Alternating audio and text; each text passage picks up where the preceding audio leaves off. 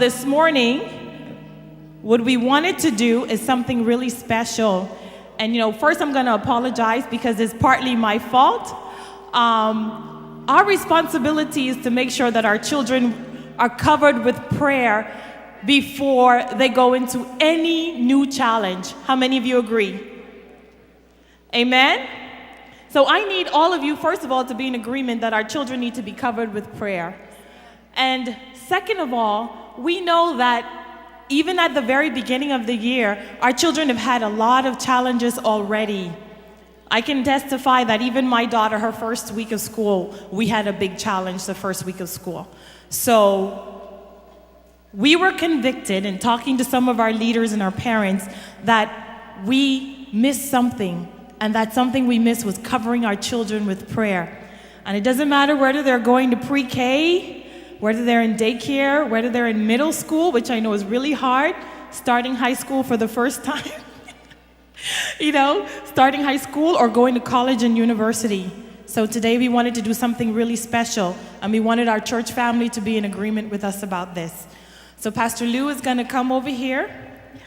We're going to ask our children, first of all, to come up as close as you possibly can.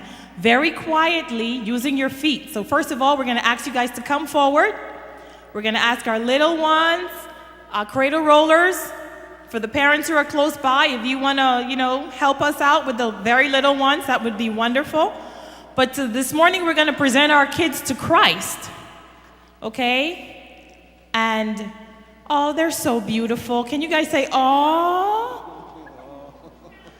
They're all so beautiful. Come on, guys. Come on, my kindergartners. Come on up here. I'm going to ask, where are my middle schoolers?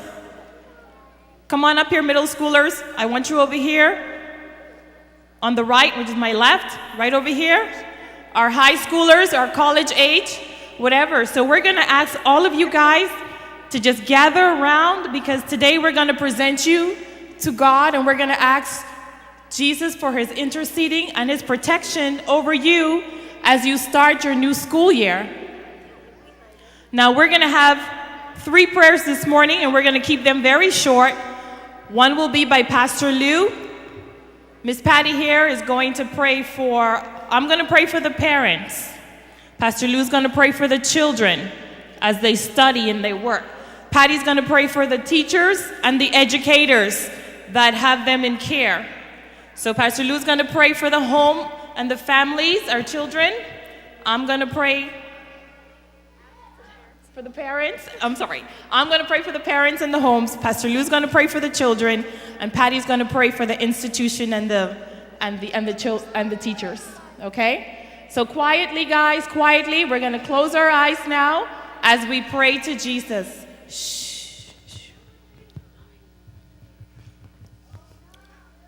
Father dear, we have been reminded again this past week on how unsettling and how dangerous this world can be. We heard this week of a madman who went into school and created quite a bit of chaos. This is why our young people are so much in need of our prayers this morning. This is why our young people are so much in need of you. So we're asking for your divine protection on each of them this coming school year, Lord.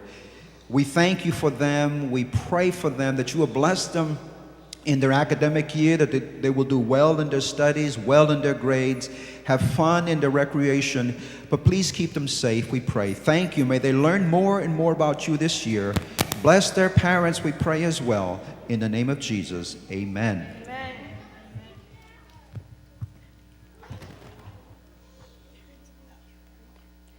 Precious Jesus, you are indeed very precious to us,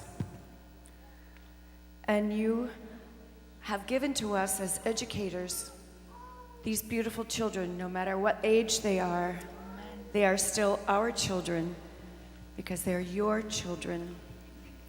Jesus, you've given them into our hands, and it's an incredible responsibility, whether they're being schooled at home or whether they're in public school or Christian school. Jesus, be with them. Be with us as educators, that we will listen to you, the ultimate educator, Help us to impart to them what you wish, what you desire for their lives. Help us to realize that the greatest achievement in any of our lives is to know you. We'd ask that you would be with us no matter what educational situation we find ourselves in. Amen. That we are blessed because you have put us there, but we are blessed because you have given us the responsibility and the honor and the privilege of being able to educate our children for your kingdom. In your precious name, I pray. Amen. And dear Father, as we pause a little longer, dear Lord, we ask for an anointing on every single home represented here today. Dear Father, we ask that you impart wisdom, knowledge, love, and understanding to our parents, that they may fully understand the responsibility, Father, that you have given to them. Our children are our most precious resources, God, and we ask, dear Lord, that you give us all that we need to accomplish the task and the challenges that you have given to each parent, each guardian, each home. Dear Lord, we ask for an infilling of the Holy Spirit in the hearts and minds of our parents, but also too in the hearts and minds of our children. Dear Lord, may they be guided to follow you and you alone. And Father, wherever they may be and wherever they may go, Lord, may they always know that you are the one true God and the only one that can keep them safe, keep them secure, and that will lead them in the right path. Thank you, Father, for this opportunity to share the word with your children, and may you bless them, God, as we go forward for this coming school year. In Jesus' name we pray. Amen. Amen. Thank you guys for coming. Thank you. May you have a blessed and wonderful and successful school year. God bless you all. Guys, you can go back. Come on, guys. Rocco, Brian. Come on.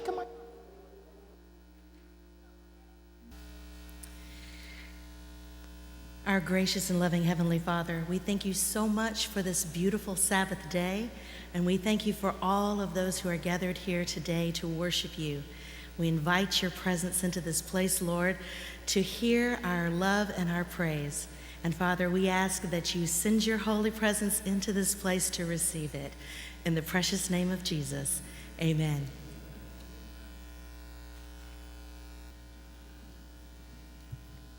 It's hymn number 633 in your hymnal, but we're going to have it also in the screen.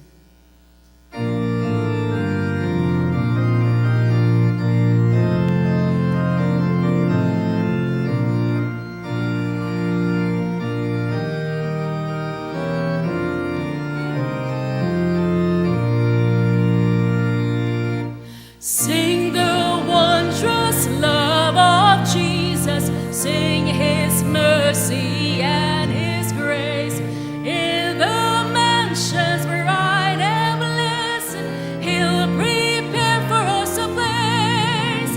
When we all get to heaven, what a day of rejoicing that will be. When we all see Jesus, we'll sing and shout the victory. While we walk the pilgrim pathway, clouds will overspread the sky. But the traveling days are over, not a shadow, not a sign. When we all get to heaven, what a day of rejoicing that will be. When we all see Jesus, we'll sing and shout the victory. Let us then be through that faithful, trusting, serving every day. Just one glimpse of him in glory will the toils of life repay. When we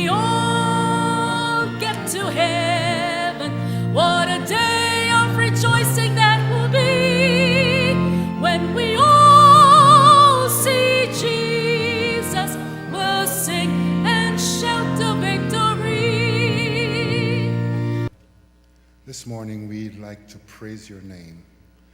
We want to praise your name for all the blessings that we have received. We want to thank you so much for family, for friends, for church family, for those who take time out of their week, even with their busy schedule, to come and serve your people. We thank you so much. And dear God, we want to remember our country and our leadership here, those who are in charge, those who make decisions that affect us even daily, even affecting us as how we worship, as to how we worship. We thank you for the freedom of worship. Dear God, we look at the news and we see individuals who are suffering because of decisions made by their government, hurting their own people. It is so unbelievable, dear God, and we know that the only peace of mind that we can have is to know that you are in charge. These are some difficult times ahead of us, and we see it every day. We see the wars that are out there, the killings, mothers killing their children. That is so unusual. Children killing their parents. And we throw up our arms because we are confused. But dear God, we know that whatever happens, that you have the plans, that we have to sit down and have faith in you because you are going to carry us through. Dear God, thank you so much for the leadership of our church, for the challenges that they face. Dear God, I ask you to give them the wisdom and the strength to go through. Dear God, we think about our pastoral staff here, and we thank you so much for the ministry that they have. We thank you so much for the dedication that they give to this church, and we pray for their families. We ask you now, dear God, that as we as a church body get together to make plans for our church also, that you will intervene, and you will be there, and you will teach us, dear Father, how to love one another. Dear God, we pray for our small groups. We're making an effort to get out there into the community and to invite friends and co-workers. And we thank you so much for this project, for the 13 leaders who are there to help us. Dear God, that's a challenge that we ask you to be there every night that they meet so that we can reach out and set an example to these friends, to these neighbors that we love to bring here to our church. Dear God, we pray for those who are sick. We have Renee Hertenstein, Pat and Gail Coffey, Ariel and Nievis Al Magure, Daniel Valdez, Rosa Maria Medina, Brian Morales, Roger Hernandez, Joseph Swain. And we think about the list that is on our bulletin. Dear Father, we ask you to reach out to these individuals and comfort them and take care of them. Dear God, we know the challenges of even the caregivers and how hard it is for them, and we ask you to be there for them also. And then, Heavenly Father, when you come to take home your children in those clouds of glory, we ask you to take us home, for we're longing for your return, is my prayer in Jesus' name. Amen.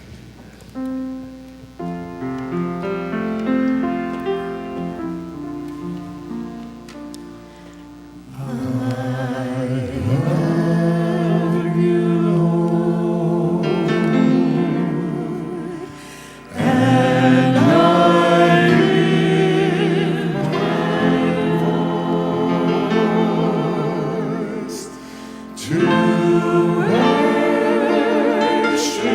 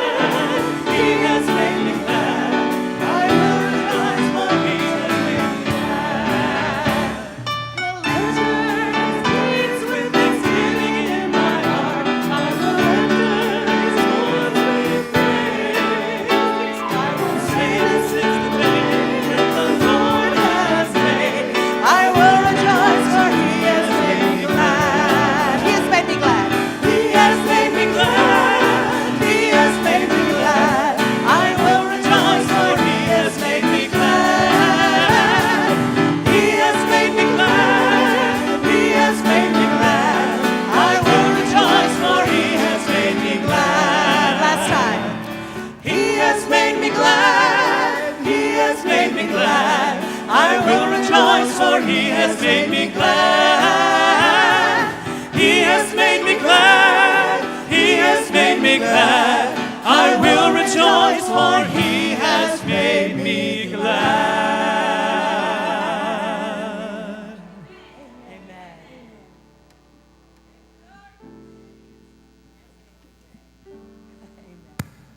Happy Sabbath. How are you doing today? Are you happy to be in church? You should be happy to be in church. He brought you here today. There's a reason you're here today. Some will know what the reason is. Others are yet to find out. But there is a reason you're here today. The Lord has a purpose for you. Have you found it? It doesn't matter if you are 90, 80, 70 years old, you're just 5 or 10. He does have a purpose for you. Find it today. Let him guide you through what he wants you to do, not what you want to do. He will tell you. Sometimes he might take some time to respond. He's not taking time. He's just waiting for the right time to answer you. And he will do that. Don't be shy to the Lord. He always will answer your questions. Always. Don't doubt him. And today is a day to thank him for the things that he did this week for you. He did many things for you this week, and you're going to thank him now. Joining us together in singing. It's not us singing. It's you singing to the Lord. Take it, and let's all praise his name at this time. God bless.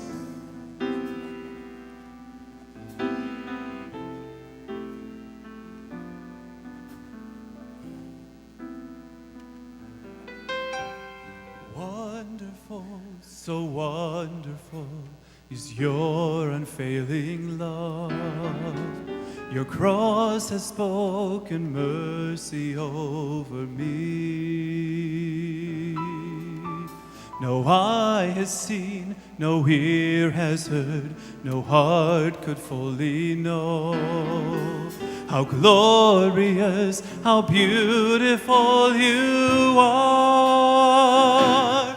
Beautiful one I love, beautiful one I adore, beautiful one my soul must sing. Beautiful one I love, beautiful one I adore, beautiful one my soul must sing.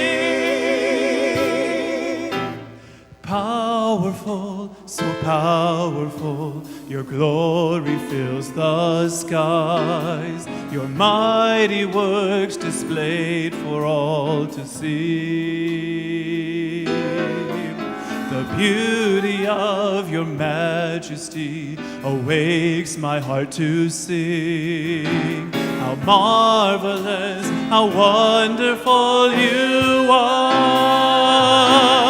Beautiful one I love, beautiful one I adore, beautiful one my soul must sing.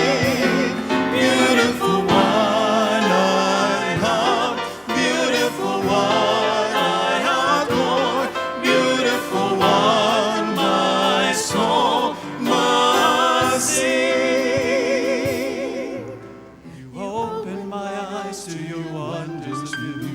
Captured my heart with this love, 'cause nothing on earth is as beautiful as you. You opened my eyes to your wonders anew. You captured my heart with this love, 'cause nothing on earth is as beautiful as you. Beautiful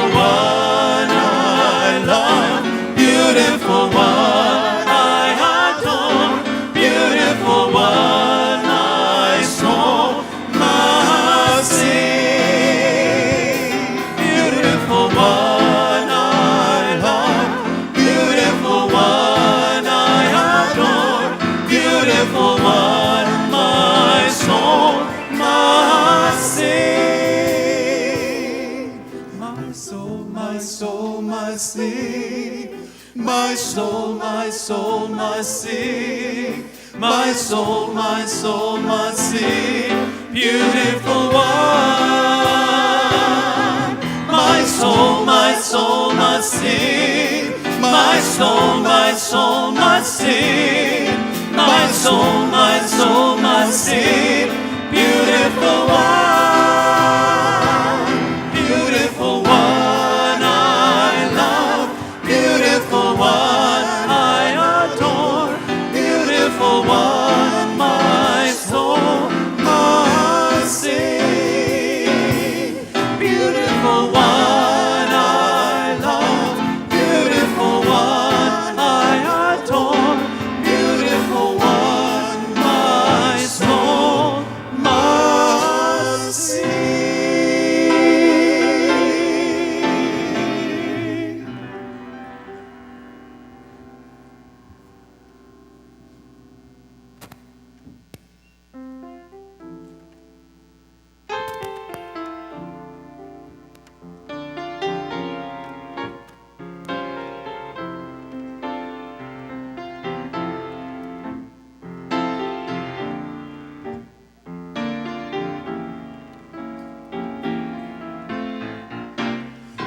I will sing of my Redeemer and His wondrous love to me. On the cruel cross He suffered from the curse to set me free. Sing, oh sing of my Redeemer, with His blood He purchased me. On the cross He sealed my pardon, paid the debt and made me free.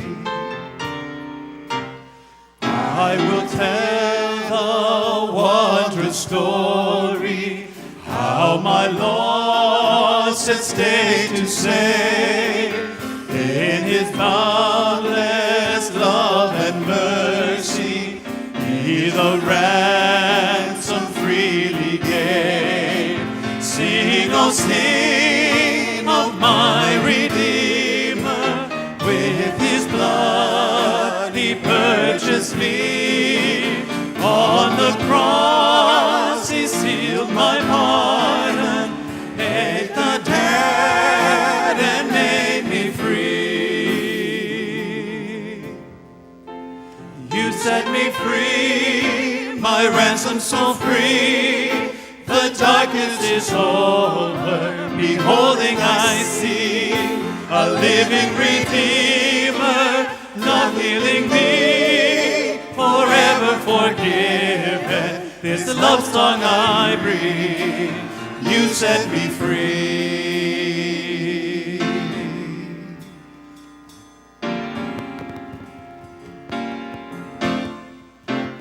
I will sing of my Redeemer and His heavenly love to me. He from death to life hath brought me, Son of God, with Him to be. Sing, oh sing of my Redeemer, with His blood He purchased me. On the cross He sealed my pardon, paid the debt and made me free. You set me free, my ransom so free. The darkness is over, beholding I see a living Redeemer, love healing me, forever forgiven. This love song I bring. You set me free. You set me free.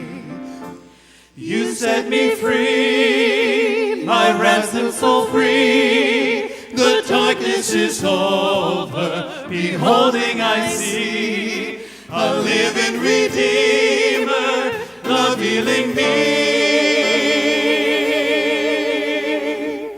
forever forgiven. This love song I bring. You set me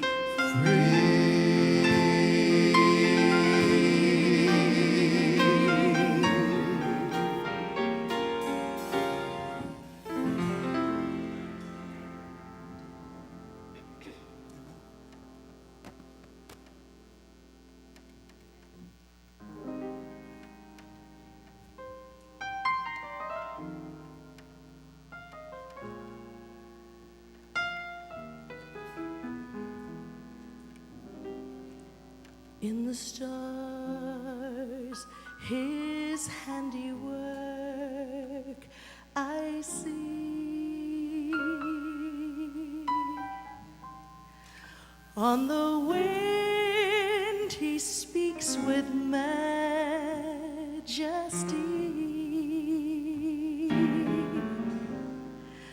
Though he ruleth over land and sea, what is that to me? Sing with me. In the stars his handiwork I see. On the wind he speaks with majesty. Though he ruleth all the land and sea, What is that to me? I will celebrate nativity,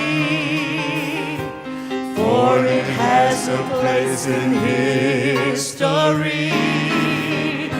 Sure, he came to set his people free. What is that to me? Till by faith. Till by faith I met him face to face, and I felt the wonder of his grace. Then I knew that he was more than just a God who didn't care, that lived away out there. Now he walks beside me day by day, ever watching o'er me lest I stray, helping me to find the narrow way. He's everything to me. Till by faith I met him face to face. Then I felt the wonder of his grace. Then I knew that he was more than just a God who didn't care, who lived away out there. And now he walks beside me day by day, ever watching o'er me lest I stray, helping me to find the narrow way. He's everything to me.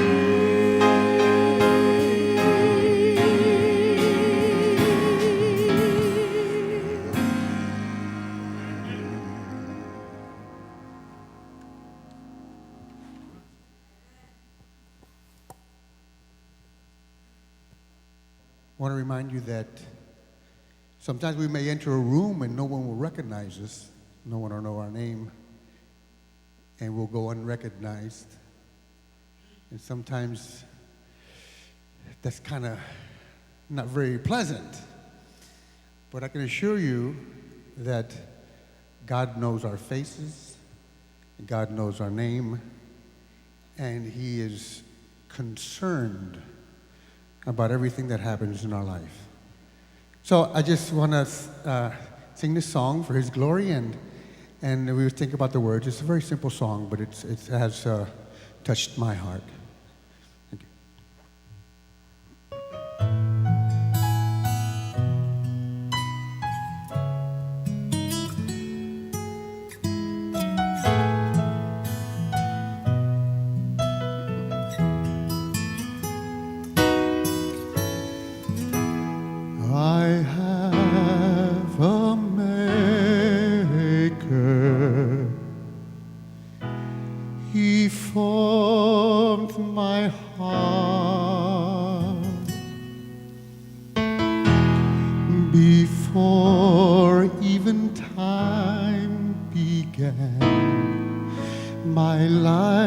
was in his hand. He knows my name. He knows my every thought. He sees each tear that falls, and he hears me when I call. I have a Father. He calls me his own. He'll never leave me, no matter where I go. He knows my name. He knows my every thought. He sees each tear that falls, and he hears me when I call. He knows my name. He knows my every thought. He sees each tear that falls, and he hears me when I call. And he hears me when I call. And he hears me when I call.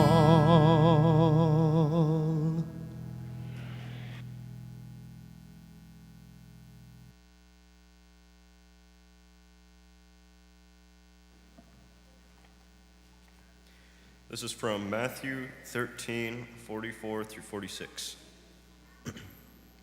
Again, the kingdom of heaven is like treasure hidden in a field, which a man found and hid, and for joy over it, he goes and sells all that he has and buys that field. Again, the kingdom of heaven is like a merchant seeking beautiful pearls, who, when he had found one pearl of great price, went and sold all that he had and bought it.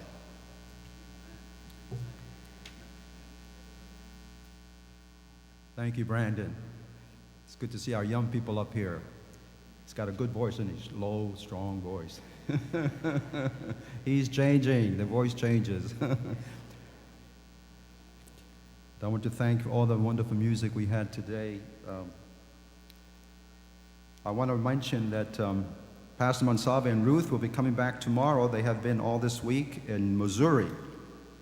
He's been conducting a week of prayer there for actually some evangelistic meetings for a church there, a Spanish church in Missouri, and they're having a good time there, but they'll be back with us tomorrow. I also want to mention that the small groups began this past Tuesday, and boy, they're done very, very well. I've heard a lot of wonderful reports on how the small groups have went so well this past Tuesday. Some actually started last night, others started Thursday night. So we have small groups going on through the week, and if you haven't plugged into one yet, we want to encourage you to do that. I also want to mention, sometimes members are missing for many reasons, but Elba Hernandez came back this past week. She's been gone and for some time with some relatives are having some very difficult times in terms of their health. She has a relative who is in need of a transplant, a liver transplant. And so they're in Miami now trying to give him some recuperation before he goes back to Missouri for that transplant. We need to keep them in prayer. I want to also call your attention to a little error that we have in the bulletin, okay? There's a little slight error in the bulletin. Notice if you will, inside your bulletin in the insert, Your Opinions Matter. You know that section where it says Your Opinions Matter. And this is for the International Weekend that we have every year. It's a wonderful time that we have together as a church family. Well, I want you to take your pen or pencil and please cross out November 10, 2013. And we want you to put in there March 1st and 2nd, March 1st through 2nd, November 2014. That's coming up in the spring. So please be sure that you do that so that we don't get confused in that area. You know, way back in the 1960s, before many of you were born, Ralph Carmichael was busy. Ralph Carmichael was busy writing Christmas, I should say, Christian music. Christian music. In fact, I know 2 of his choruses that made it into our hymnal. One of them is page 503, A Quiet Place. The other one is As We Come to You in Prayer, in 671 of the hymnal. So he has at least 2 that made it into our hymnal. But the one that really made him, I think, in my estimation, popular and very, very exciting is the one that we heard sung just a few moments ago by our praise team. He is everything to me. He is everything to me. That was written by Ralph Carmichael. As I said, back in the 1960s. Long, long time ago. That was a time when I was in college, believe it or not. My wife and I were in college, and that song was sung throughout all North America, perhaps all throughout the world, on college campuses. In the college campus at what Connie and I went to school, they had that song as a theme song for many things. I can still remember the student body singing, He's everything to me. To the students, my friends, the words express that unreserved trust, the personal faith in Jesus. He is everything to me. And as I listened way back then to the gusto of the students as they sang, the words affirmed my own longing to have God mean everything to me. They still do. College days back in the 1960s were days that were filled with turmoil and unrest and all kinds of questions that we had, questions about God. How can I put my trust in this God? Why is it so difficult to be a true Christian? Those are the questions the students were having back then. The questions and the turmoil, I don't think have changed a whole lot over the years. We still wonder about the turmoil that's going on in the campuses across this land and the world for that matter. And so the words of the song, I think, give a partial answer, at least a partial answer to the question. I want you to notice on the screen. I want to just repeat the words again to you. In the stars his handiwork I see. On the wind he speaks with majesty. Though he ruleth over land and sea. What is that to me? I will celebrate nativity, for it holds a place in history. Sure, I know, sure he came to set his people free, but what is that to me? Till by faith I met him face to face, and I felt the wonder of his grace. Then I knew that he was more than just the God who didn't care, who lived away out there. Now he walks beside me day by day, watching over me lest I stray, helping me to find that narrow way. He is everything to me. He is everything to me. But listen, my friend, when you sing that song and you sing it with all your heart, you have to admit one thing. You have to come to one realization, one conclusion, that is this. You cannot say, he is everything to me until you say, and until you really believe it, and until you really mean it, that I am everything to him. Can you say amen?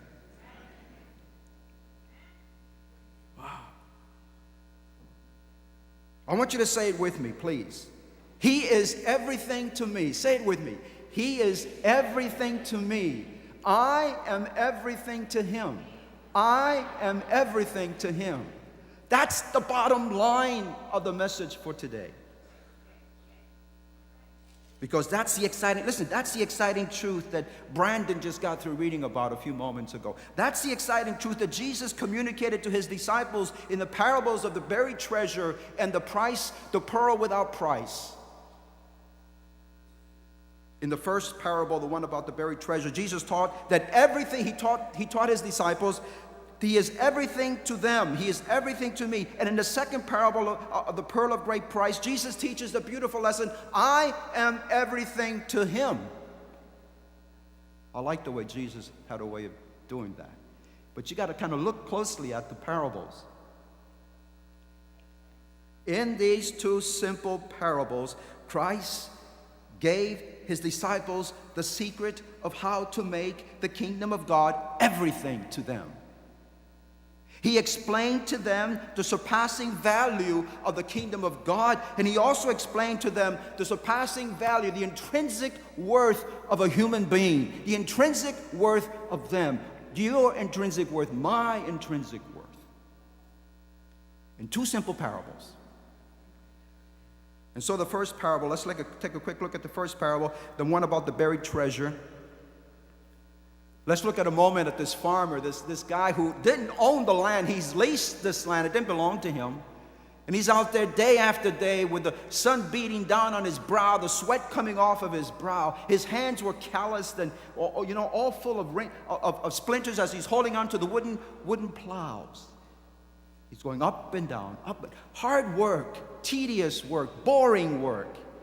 But he does it because he knows he's got to feed his family. So you see him going up and down, up and down. Monotonous work.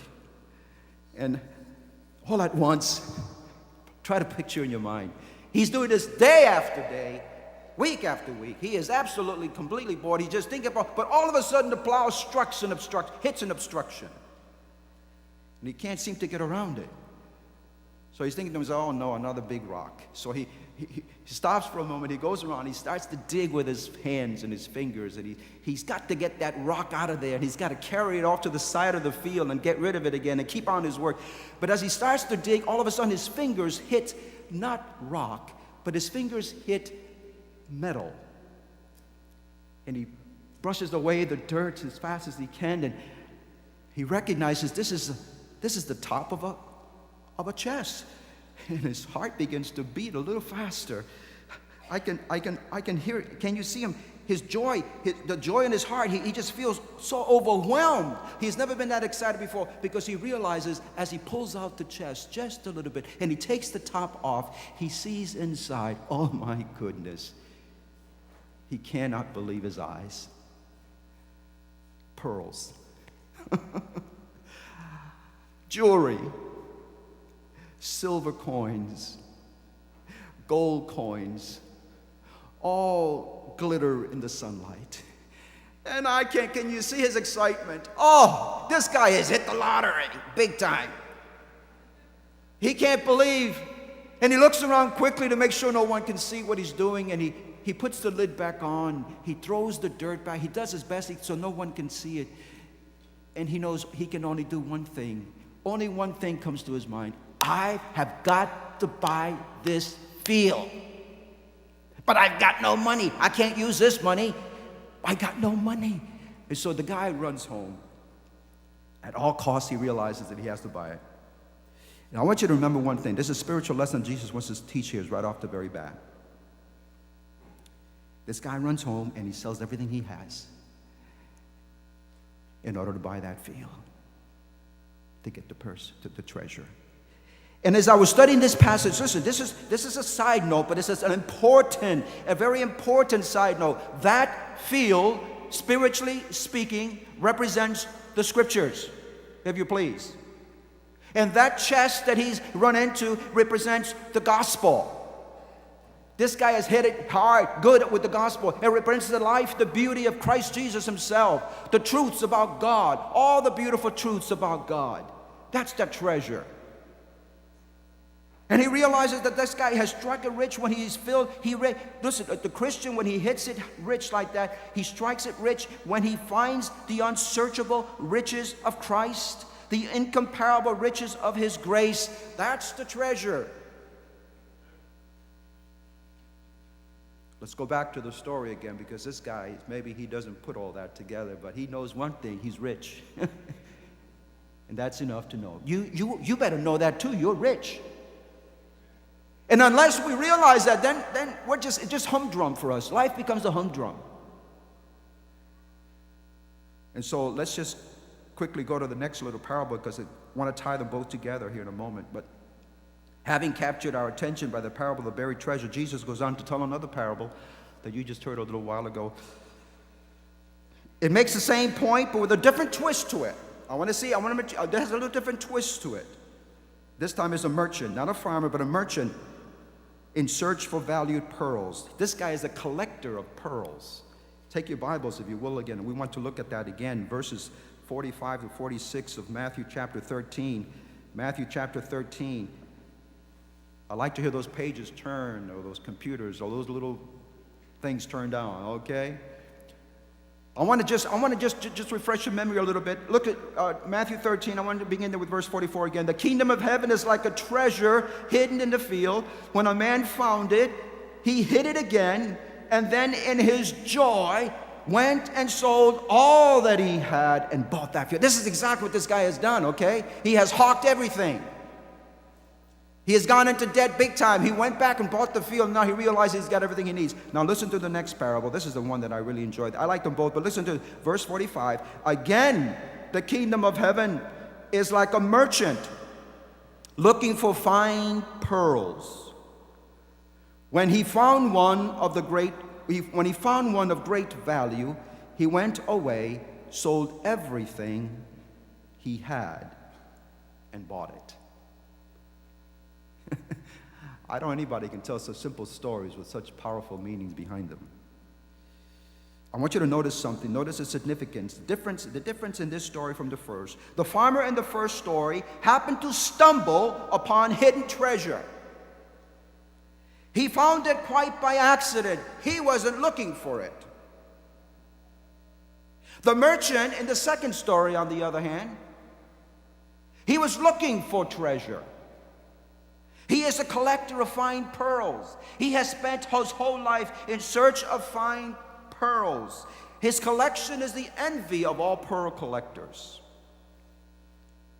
But please notice, if you will, that no matter whether the discovery was the result of chance, as in the first parable, or if it was the result of a lifelong search for riches, in the case of the merchant, their reaction was the same: unbelievable joy. They found something so valuable that they could sell everything. They found that they must sell everything in order to get it. And so that reminds me of something. There's another sideline here that all of us have to keep in mind.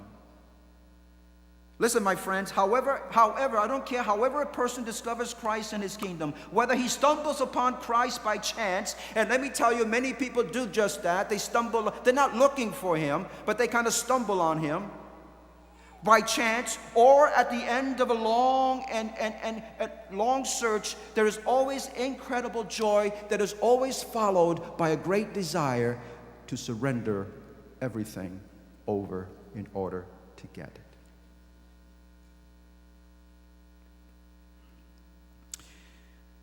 I like this merchant because he had a very nice, fine collection of pearls. Have you ever seen a real pearl? No, I'm sure you have. Women probably have seen all kinds of nice little pearls. I've never seen a real nice pearl, but they tell me pearls can really be beautiful. This guy had a nice collection of pearls. But you know, want to know something? He wasn't satisfied. He wasn't at all satisfied with his nice little collection of pearls. And you want to know something else? Take another spiritual sideline. Many of you have nice, fine pearls that you've collected already. There are all kinds of people who have already have their nice collection of nice pearls, but they're not satisfied. They're still searching.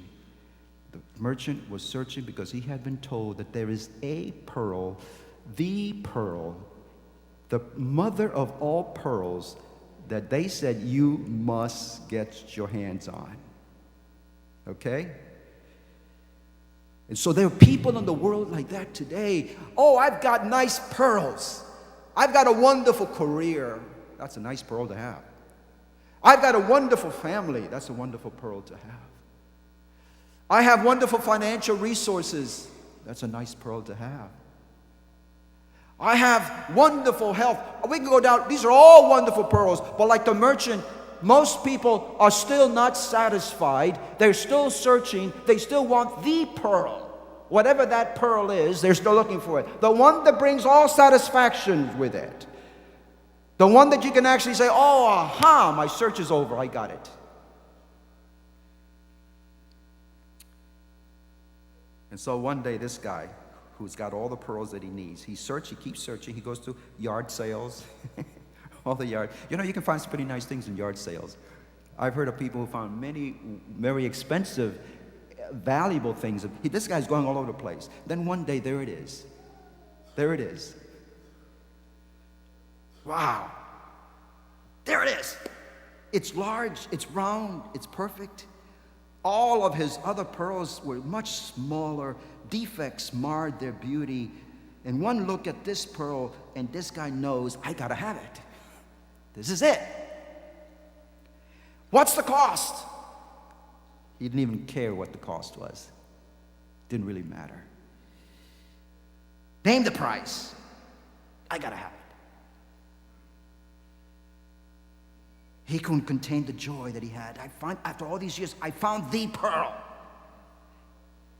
And so everything that I have, my possessions, my other pearls, my home, my yard, everything I have, I'm going to get rid of it and buy this one. And so he went home, put everything up for sale, sold his nice little pearls. His neighbors wondered what was gone wrong with this guy. Yet he seemed to be a different man for some reason. He's full of joy. Life is not any longer just a routine for him. It's not longer just a humdrum existence. His friends are probably asking him, tell us, what's going on, man? What's happening? And he can hardly wait to tell them. He says, oh, you wouldn't believe it. He says, but I got to tell you, he says, I found the most gorgeous, the most beautiful pearl that you have ever seen. It's worth everything to me. And so I'm willing to sell everything. And they all kind of shook their heads, you know. Oh, we've seen pearls, all right, but we've never seen a pearl that you have to do all that for. They really couldn't understand this guy. Listen, does it dawn on us yet? It is the same way with Christ, the pearl of great price. When Christ is found, people still wonder at individuals who joyfully and willfully are willing to give up everything for this Christ. And so they shake their heads. Is he truly worth that much? You know, I remember as the praise team was singing a little while ago that song, He's Everything to Me. I remember the praise team way back in college days. A friend of mine was one of the leaders of the praise team back in those days, and he's the one who kind of taught the whole school how to sing that chorus, He's Everything to Me. And the reason why it stuck so vividly into my mind, because here is a Hindu, or I should say a former Hindu, who had just converted to Christianity just a short time before. And he's the one that's singing, He is everything to me, about Christ. And so when he sang the song, we knew that he really meant it. It really meant something to him. His name was Harish. We became great friends, and we still are. Harish was the son of a wealthy Hindu family in Singapore. A few years before, his parents had enrolled him in a school in Canada because they wanted him to learn English. They didn't care what school he went to, so it just so happened that they enrolled him in an Adventist school without realizing that this was a real strong Christian school, so they put him in there. But that didn't really matter to them when they found out, because they believed that their son was so indoctrinated into Hinduism that he would never ever change, never leave his faith for anything. And so they didn't see that as a threat. But one day he came home from school on a break, and his parents were very dismayed when they learned that he had learned a lot more than just English in school. He had stumbled into someone, and that someone was Christ. He had stumbled into him in classes. He had stumbled into him among fellow students. And so when he went home, again, his parents noticed the big change in this man's life. They noticed he had an attitude change about him. He was full of all kinds of joy, but if he was full of joy before, but there's something this was different. He told them that he had found Jesus. It wasn't what they really wanted to hear. And so they did everything they possibly could to brainwash him, to get all that out of his mind. And they told him, we're not going to send you back to that school. But he says, but I am going back. If you go back, you're not going to get our support. That's okay, Dad. That's okay, Mom. I realize it, but I'm going back. And he went back on his own. No support from family. He was willing to sacrifice all his other valuable pearls for the pearl of great price. And as I think about the collections that he had a nice fine collection of pearls like you have, and so do I. He had family. That's a wonderful pearl. He had a home. He had financial security. He had a bright future ahead in the family business. He had all the love of family and friends. And he also was able to avoid ridicule, and he avoid rejection. But he had found the pearl of all, the greatest pearl of all, and nothing else mattered to him. He said to me, I have never experienced such inner peace and inner joy, Lou. He said to me, my search is over. I have nothing in terms of what may be the values of this world, the value system here, but I have found everything in finding this one Jesus, the Christ. He is everything to me. He is everything to me.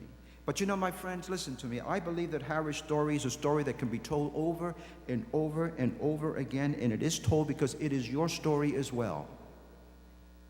It is your story. And so I ask myself the question, tell me really, what do I really give up when I sell everything and accept Jesus?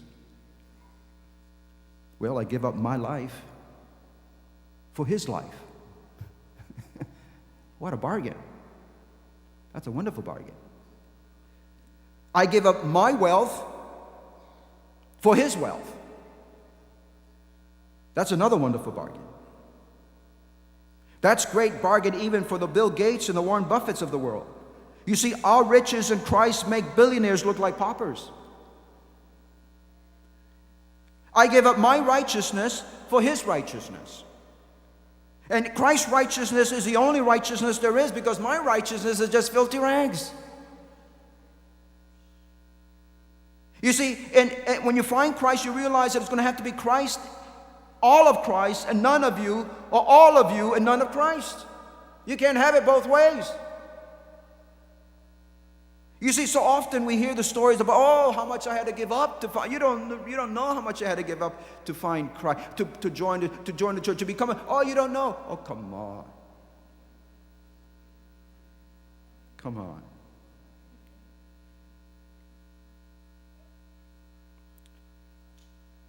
That is backward, I think. What God has done for us is the only adequate motivation for what we are to do and how we are to respond to him. That's what Paul said so beautifully. Remember what he said? He said, I count all things, loss in view of the surpassing value of knowing Christ Jesus, my Lord, for whom I have suffered in loss of all things, and count them but rubbish, in order that I may gain Christ, that I may know him and the power of his resurrection. Is that your testimony as well? The value of the pearl of great price is so precious in comparison to anything else that we might have. Jesus put another twist to the story. This is the one that I like. He put all kinds of little twists to stories. And then this last twist that I like in the second parable. Jesus says, I want you to turn it around a little bit. You've been the merchant, you were the farmer, you were the merchant and looking for. He says, now I want you to turn it around a little bit. I'm the merchant, Christ is saying. I'm the farmer, not you. And so Christ is the merchant in search for the pearl of great price. Please tell me, what's the pearl? The pearl is you. The pearl is me. We are the pearl. You are the pearl of great price. Wow, when you look at it from that perspective. You see, my friends, listen, the incarnation, Jesus coming as a little baby, the life and the death, the resurrection of Christ, that was God selling all of heaven. He was betting the family farm in order to get the pearl of great price, which is you and me. God placed all the riches of the universe upon the cross to purchase the fallen pearl, this world. You are the Lord's precious, priceless treasure. You are the pearl of great price. I know the world is telling you something different, but that's not what God is telling you. That's not what God is telling you. And see, once that awesome truth dawns upon us, my friends, we will receive Christ. We will realize what Christ means to us, and we will realize what we mean to him, and we will be willing to give up anything, even life itself, in order to be sure that we have secured that pearl that he has, himself. This is what Paul says. Listen, Romans 8:32 on the screen. He who did not spare his own son, but gave him up for all of us, how will he not also, along with him, graciously give us all things? So, who is the pearl? Of course, number one, he is the pearl with a capital T and a capital P. But we are also the pearl. To think that he invested all of heaven for you. Let it sink in for a few moments. Now, when you came in this morning, somebody gave you a pearl. I want you to take it out if you will. I have my little pearl right here. I want to thank the Delgados for getting these little pearls for us and putting them into these little bags and handing them out this morning. But this is a little pearl. I want you to take it out. Now, listen, if you got little children around you, please don't take it out of the little zip thing, because you know what that can do. So keep it all zipped up in here. Here's the pearl, my friends. I want you to put it into your palm. Put it in your palm of your hand for a moment. Put it in the palm of your hand for a moment. If you must take it out of the bag, okay. Just don't let the little child get it. Put that in the palm of your hand. I want you to think for a moment. Listen, I want you to think for a moment. From your own experience, I don't know what your experience, everybody's experience is different, but from your own experience, what difference does it make to think of yourself as a valued pearl? Okay? You are the pearl. And as I look at this little pearl right here in my palm, the palm of my hand, I say to myself, this is how God thinks of me. This is how God feels about me. This is how I feel. This is how I want to think. This is how I want to act towards God. I want to make sure that He is really always in the palm, because I am in the palm of His hand as His precious pearl. I want you to keep, if you would, keep this pearl with you through the week. Would you do that? Just keep the pearl with you through the week. It's a simple little pearl, but I tell you, it means a lot. It resembles a lot. This is you. It's me. Keep it with you this week. Look at it when you are tempted to think less of yourself than God thinks of you. Think of it when you're tempted to let God down, when He seems to be so far away, and when He doesn't seem to care. Look at it. And then I want you to say to yourself, because this is so precious, this is me. God is holding me. I am the pearl of great price. And I want you to say, you are His pearl without peer. He is your pearl without peer. He is everything to me, and I am everything to Him. Praise God.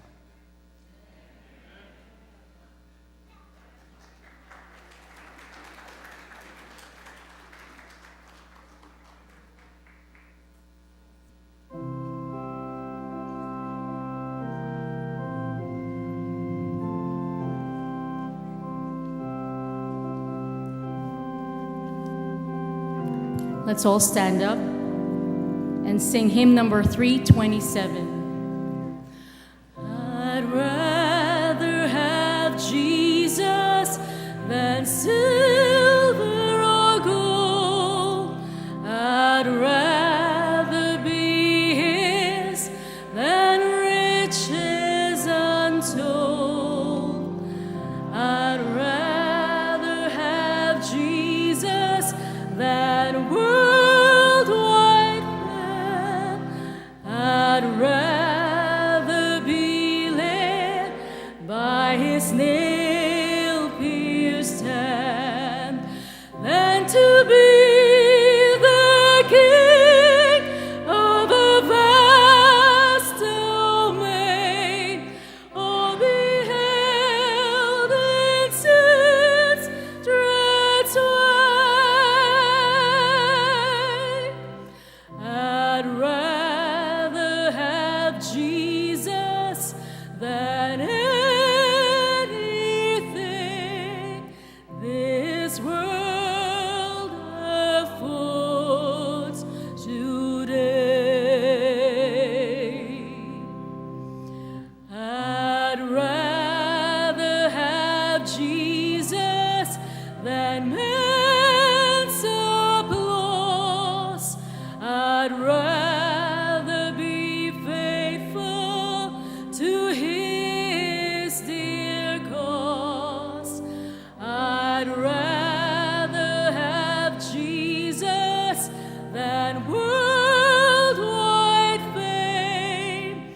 I'd rather be true to His holy name than to be the king of a vast domain, or be held in sin's dread sway. I'd rather have Jesus than anything this world affords today. He's fairer than lilies of rarest bloom. He's sweeter than honey from out the comb. He's all that my hungering spirit needs. I'd rather have Jesus and let Him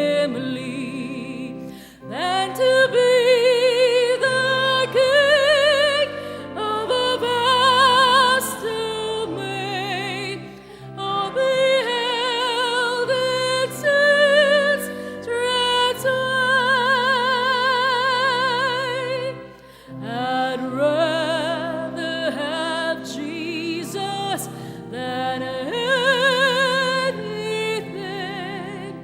this world affords today.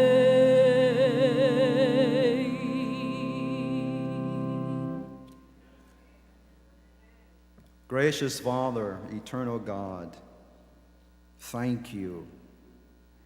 Thank you for putting up the family farm, as it were.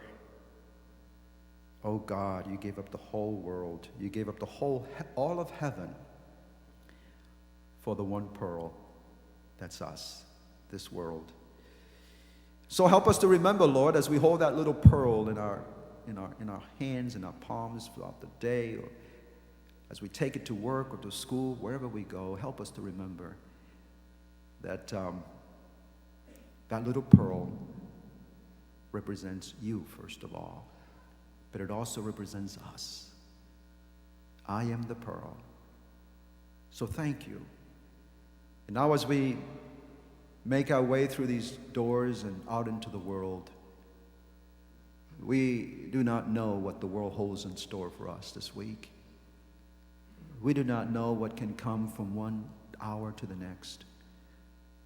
But, oh God, we go forth in your name. We go forth in your love and in your beauty and in your wonders. Thank you for your grace, for your forgiveness, for the faith that you give to us. Give us the courage that we need this week to live for you. And may we be able to influence someone else this week, that they may see in us a pearl of great price. In the name of Jesus, we ask it. Amen.